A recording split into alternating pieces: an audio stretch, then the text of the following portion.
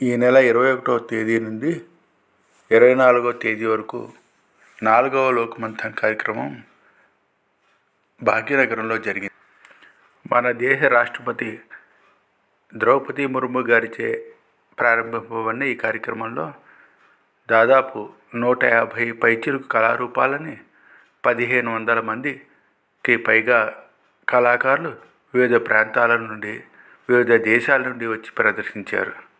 ఈ కార్యక్రమం 4 రోజుల పాటు జరిగిన ఈ కళా ఉత్సవంలో అనేక సంగీత సాంస్కృతిక కార్యక్రమాలు ప్రదర్శింపబడ్డాయి.